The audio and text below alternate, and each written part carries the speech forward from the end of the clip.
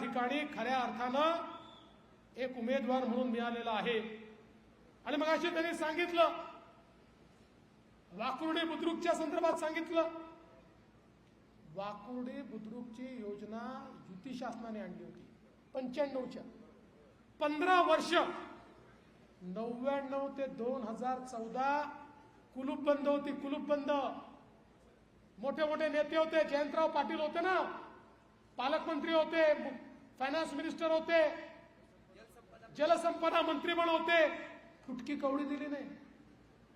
पण आपलं पुन्हा महायुतीचं सरकार आलं, मी मुख्यमंत्री झालो, एका झटक्यात 100 कोटी रुपये त्या ठिकाणी दिले आणि सांगितलं या योजनेच्या निमित्ताने मी महाराष्ट्राचा निर्णय घेतला आणि सांगितलं की या ठिकाणी आता ओपन कॅनल नाही, बंदिस्त पाईपच्या माध्यमातून शेतकऱ्यांच्या शेतीपर्यंत पाणी जाईल आणि त्या योजनेची सुरुवात आपण केली। पहिला टप्पा संपतोय, दुसरा टप्पाही झालाय, आता मंजूर आहे। मी तुम्हाला आजच सांगतो, सत्यजित दादा, तुम्हाला यांचा आशीर्वाद मिळाला आणि तो मिळणारच आहे। माझा तुम्हाला शब्द आहे, वाकुर्डीचे सगळे टप्पे पूर्ण होतपर्यंत पैशाची कमतरता पडू देणार नाही। प्रत्येक शेतकऱ्याच्या शेतीला पाणी गेलं पाहिजे आणि ज्या 26 उपसा सिंचन योजना, देशमुख साहेबांचं स्वप्न 45,000 एकर जमीन ही आपल्याला पाण्याखाली आणायची आहे। या 26 ही योजना या ठिकाणी पूर्ण करण्याचं आश्वासन नव्हे, वचन हा देवा भाऊ तुम्हाला देतोय। त्याच्या फेर सर्वेक्षणाचा निधी दिलाय, एकदा फेर सर्वेक्षण पूर्ण रिपोर्ट आला, मार्चच्याच बजेटमध्ये बार उडवून देतो आणि या सगळ्या योजनांचं काम या ठिकाणी निश्चितपणे करतो। आणि त्यासोबत छत्रपती संभाजी महाराजांच्या पदस्पर्शाने पावन झालेल्या भुईकोट किल्ल्यावर, अरे छत्रपती संभाजी महाराज म्हणजे कोण? अरे देश धर्म पर मिटने वाला शेर शिवा का छावा था, महापराक्रमी परम प्रतापी एक ही शंभू राजा था। असे आमचे संभाजी महाराजांच्या पावन पदस्पर्शाने पावन झालेल्या भुईकोट किल्ल्यावर त्या ठिकाणी महाराजांचं स्मारक तयार झालं पाहिजे, ही अपेक्षा तुमची आहे। अरे महाराजांची जितकी स्मारक आम्हाला तयार करता येतील तेवढी केली पाहिजे, कारण आज ज्यावेळी देव देश आणि धर्मावर लोक चालून येतात त्यावेळी एकाच व्यक्तीचं स्मरण होतं, ते म्हणजे छत्रपती शिवरायांचा छावा छत्रपती संभाजी महाराज। बंधू भगिनींनो, आपलं जे सरकार आहे, या शिराळ्याच्या ज्या वेगवेगळ्या आपल्या मागण्या आहेत, मग बस स्थानकाचं आधुनिकीकरण असेल, उपजिल्हा रुग्णालयाचं काम असेल, MIDC मध्ये त्या ठिकाणी युनिट आलं पाहिजे, ही आपली मागणी असेल, या सगळ्या मागण्या आपण पूर्ण करून दाखवू। 5 वर्षाने जेव्हा पुन्हा मत मागायला येऊ, यातली एकही मागणी शिल्लक नसेल, हे वचन देण्याकरता या ठिकाणी मी आलो आहे। आणि हे सांगत असताना मी तुम्हाला सांगतो, हे सरकार सामान्य माणसाचं सरकार आहे। आमचे सदाभाऊ या ठिकाणी आहेत, सदाभाऊ 1.5 तास भाषण देऊ शकतील की शेतकऱ्यांकरता या सरकारने काय केलं। आज आमचा ऊसाचा शेतकरी आहे, खरं म्हणजे 15 वर्ष आमच्या ऊसाच्या कारखान्यावर आणि शेतकऱ्यावर इन्कम टॅक्सची तलवार लटकली होती। पवार साहेब 15 वेळा डेलिगेशन घेऊन मनमोहन सिंगांकडे गेले की शेतकऱ्यावर इन्कम टॅक्स लावू नका, जायचे आणि हात हलवत परत यायचे। आपलं सरकार आलं, नवीन सहकार मंत्री आमचे अमितभाई शाह झाले, आम्ही त्या ठिकाणी डेलिगेशन घेऊन गेलो, सगळे प्रमुख लोक गेलो, सदाभाऊ होते, आमचे विनय कोरेजी होते, सगळे आम्ही होतो, महाडिक साहेब आपण होतात, आम्ही सगळे गेलो आणि सांगितलं, साहेब आता तर अवस्था अशी आली, सुप्रीम कोर्टाने देखील सांगून दिलं की इन्कम टॅक्स रद्द होत नसेल तर शेतकऱ्याकडनं तो वसूल करा, आम्हाला मदत करा. एका झटक्यामध्ये 10,000 कोटी रुपयाचा इन्कम टॅक्स शेतकऱ्यावरचा आमच्या मोदी साहेबांनी आणि अमित शहानी रद्द केला. आणि हे सांगितलं याच्या पुढे FRP जास्त दिली म्हणून शेतकऱ्यांवर इन्कम टॅक्स कधीच लावता येणार नाही. शेतकऱ्यांना जास्त पैसे देणं हा गुन्हा असू शकत नाही, हे या सरकारने करून दाखवलं. आज आपल्याला माहितीये आपल्या शेतकऱ्यांना किसान सन्मान योजना दिली.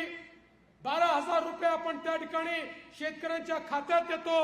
आता नवीन सरकार आल्यानंतर 12,000चे 15,000 रुपये आपण करणार आहोत. आणि त्यासोबत मला हे सांगितलं पाहिजे, 1 रुपयात पीक विम्याची योजना आपण आणली. 1 रुपयात पीक विम्याच्या योजनेच्या अंतर्गत शेतकऱ्यांनी 1 रुपया भरला, 8,000 कोटी रुपये शेतकऱ्यांना आम्ही दिले. त्यांच्या खात्यामध्ये थेट हा पैसा आपण दिला.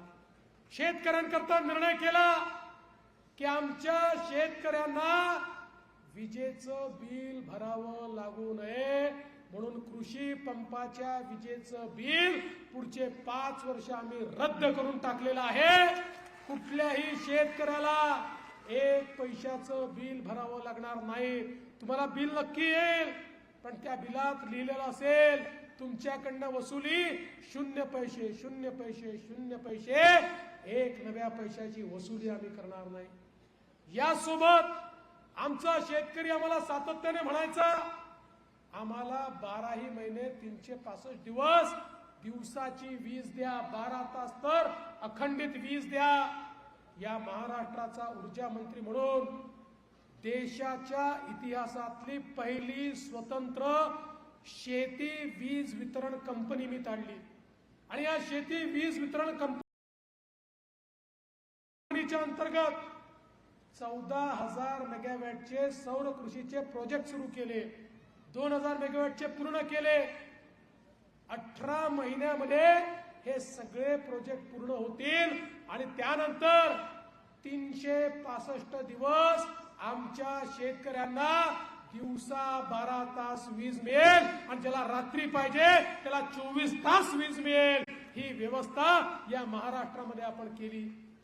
आणि एवढंच नाही तर आमच्या उपसा सिंचन योजना आहेत. या उपसा सिंचन योजनेलाही आता सोलरवर टाकण्याची सुरुवात आपण केली. पहिली टेंबूची योजना 150 मेगावॅट सोलरवर टाकतोय. टप्प्याटप्प्यानं जेवढ्या आमच्या योजना आहेत या सोलरवर गेल्या की बिना पैशाचं पाणी हे थेट शेतकऱ्याच्या शेतीपर्यंत पोहोचेल. ही व्यवस्था आपल्या सरकारच्या माध्यमातून आपण करतोय. आणि हे सगळं करत असताना आपण निर्णय केला की आता पुन्हा सरकार निवडून आलं, सत्यजित भाऊला तुमचा आशीर्वाद मिळाला की महाराष्ट्रातल्या शेतकऱ्यांची पूर्ण कर्जमाफी आपण करणार आहोत. शेतकऱ्याचा 7/12 कोरा करण्याचा निर्णय या ठिकाणी आपण घेतलाय. त्यामुळे शेतकऱ्याच्या पाठीशी उभं असलेलं आपलं सरकार आहे. शेतकरी असो, सामान्य माणूस असो, दीन दलित गोर गरीब आदिवासी शेतकरी शेतमजूर महिला अल्पसंख्याक ओबीसी मराठा धनगर प्रत्येक समाजाकरता या ठिकाणी योजना आणून प्रत्येक समाजाचं कल्याण करण्याचा प्रयत्न आपण केला. आज आमच्या बांधकाम कामगारांकरता महामंडळ तयार केलं. बांधकाम कामगारांची नोंदणी करून त्यांना कार्ड आपण देतो. कार्ड दिलं की 5,000 रुपये देतो. त्यांना किट देतो, भांडीकुंडी देतो, पलंग देतो. त्यांच्या मुलांकरता शिक्षणाची व्यवस्था करतो. त्यांचा मुलगा उच्च शिक्षणाला गेला त्याला पैसे देतो. मुलीच्या लग्नाला पैसे देतो. ते आजारी पडले तर पैसे देतो. त्यांचा ऍक्सिडेंट झाला तर पैसे देतो. म्हणजे जन्मापासून मृत्यूपर्यंत बांधकाम कामगाराला पूर्णपणे योजना देणारं सरकार जर कुठलं असेल तर ते आपलं सरकार आहे. आज महाराष्ट्रामध्ये 12 कोटी लोकांना मोफत उपचार मिळण्याकरता महात्मा फुले जनआरोग्य योजना आपण सुरू केली. 5 लाखापर्यंत कुठलंही ऑपरेशन करायचं असेल तर आता 1 पैसा खर्च लागत नाही. कोणालाही हे करायचं असेल तर आम्ही ते मोफत करून देतो. ही व्यवस्था आपण या महाराष्ट्रामध्ये उभी केली. आणि हे सगळं करत असताना आपल्या गावामधले जे खरोखर खाली काम करणारे लोक आहेत, आमची अंगणवाडी सेविका आहे, आमची आशाताई आहे, आमचा ग्राम रोजगार सेवक आहे, आमचे कोतवाल आहेत, आमचे पोलीस पाटील आहेत, सगळ्यांची मानधनामध्ये भरघोस वाढ करण्याचा निर्णय हा आपल्या सरकारने घेतला आणि गावातला जो शेवटचा व्यक्ती आहे त्यालाही न्याय देण्याचं काम आपल्या सरकारने केलं. बंधू भगिनींनो आणि विशेषतः बहिणींनो, आपल्या माननीय मोदीजींनी एक मंत्र आम्हाला दिला. काय मंत्र दिला माहिती आहे? जर भारताला विकसित भारत करायचा असेल तर आपल्याला सामाजिक आर्थिक परिवर्तनाच्या केंद्रस्थानी आमच्या माता भगिनींना, महिलांना आणावं लागेल. मोदीजींनी बेटी बचाव बेटी पढाव पासनं लखपती दीदीपर्यंत 14 योजना आखल्या की ज्या योजनांनी आमच्या महिलांना अधिकार दिले.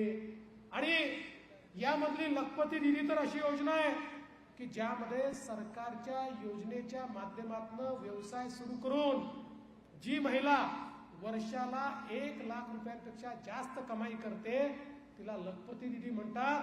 आपल्या महाराष्ट्रामध्ये 11 लाख लखपती दीदी आम्ही तयार केल्या. लवकरच 25 लाख करणार आहोत आणि 2028 पर्यंत 50 लाख लखपती दीदी आम्हाला करायचे आहेत. सत्यजित भाऊ, आमच्या बहिणीस तुम्हाला निवडून देणार आहेत. तुमच्यावर जबाबदारी टाकून जातो. या मतदारसंघामध्ये किमान 25,000 लखपती दीदी तुम्हाला तयार कराव्या लागतील.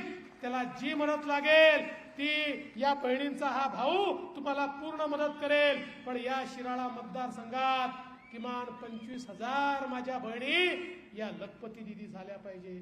आपण लेक लाडकी सारखी योजना आणली. या योजनेच्या अंतर्गत आमच्या घरी कन्या रत्न जन्माला आलं. जन्म आलेली की 5,000 रुपये, पहिल्या वर्गात गेली की 5,000 रुपये, 7व्या वर्गात गेली की 7,000 रुपये, 11व्या वर्गात गेली की 8,000 रुपये, 18 वर्षाची झाली की 75,000 रुपये, असे 1 लाख रुपये आपण त्या घराला देतो. घरामध्ये लक्ष्मी आली आहे, तिचं स्वागत झालं पाहिजे, असं प्रत्यंतर त्या घराला झालं पाहिजे म्हणून लेक लाडकी सारखी योजना आपण आणली. यासोबत आपण दुसरा निर्णय केला. अलीकडच्या काळामध्ये उच्च शिक्षणाकरता खूप पैसा लागतो.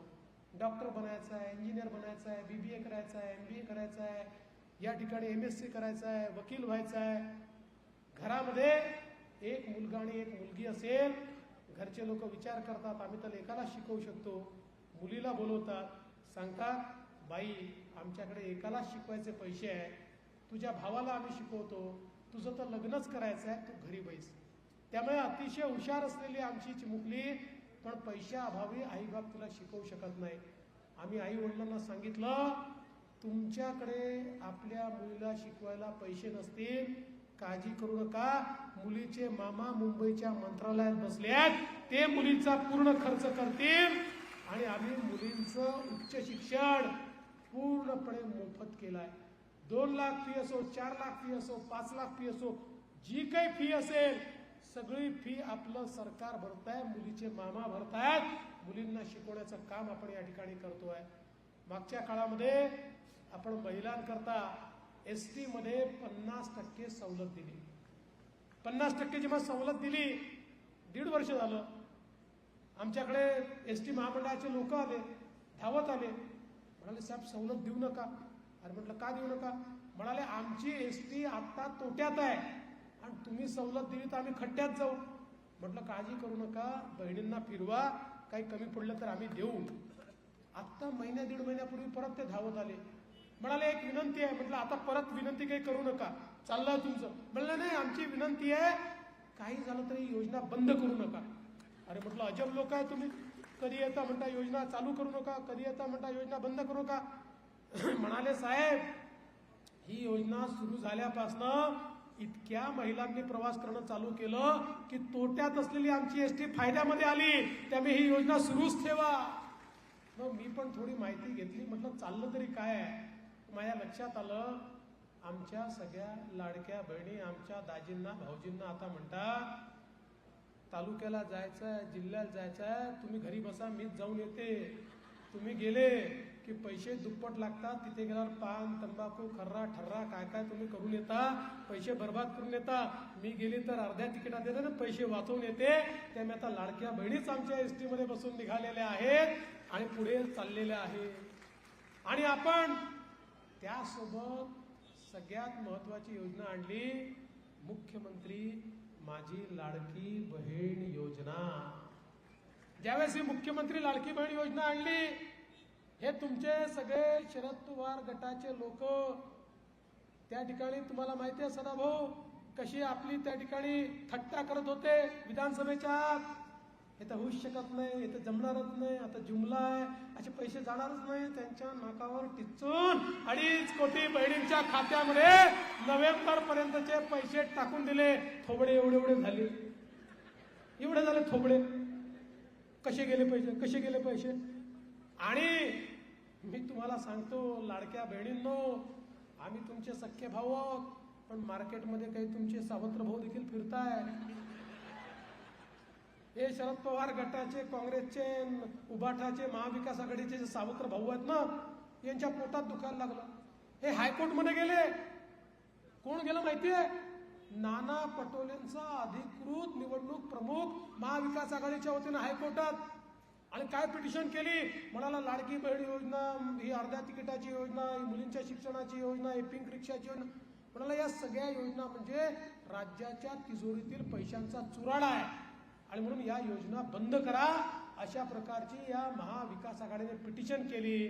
पण तुमचे सख्खे भाऊ त्या ठिकाणी होते, आम्ही पण बाजू मांडली आणि हायकोर्टाने सांगितलं काही झालं तरी ही योजना बंद होणार नाही, लाडकी बहीण योजना सुरूच राहील. आणि आता त्यांच्या नाकावर टिचून पुन्हा सत्तेची भाव आले की 1500 रुपये नाही, लाडक्या बहिणींच्या खात्यात 2100 रुपये आम्ही देणार. आज संजय गांधी निराधार योजनेत आमच्या विधवा परित्यागतात, त्यांना आम्ही 2100 रुपये देणार. आज आपल्या सिनियर सिटीजन करता आपण तीर्थदर्शन सारखी योजना आणली. हजारो आमचे सिनियर सिटीजन आज त्या ठिकाणी, कोणी अयोध्येला चाललेला आहे, कोणी अजून काशी विश्वनाथाच्या दर्शनाला चाललाय, कोणी पंढरपूरला चाललाय. समाजातल्या सगळ्या स्तरातल्या लोकांचं कल्याण झालं पाहिजे, हा आपला सातत्याने प्रयत्न राहिलेला आहे. आणि म्हणूनच हे महायुतीचं सरकार गेले 2.5 वर्ष ज्या प्रकारे काम करताय आपण सगळ्यांनी बघितलेलं आहे.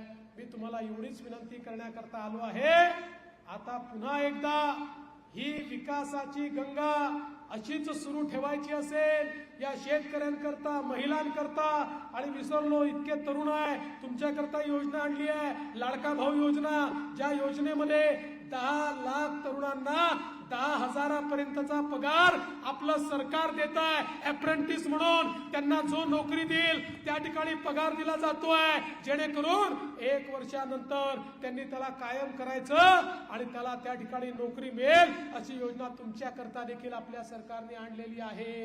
आणि म्हणून या योजना जर सुरू ठेवायच्या असतील तर येत्या 20 तारखेला कमळाचं बटन दाबावं लागेल.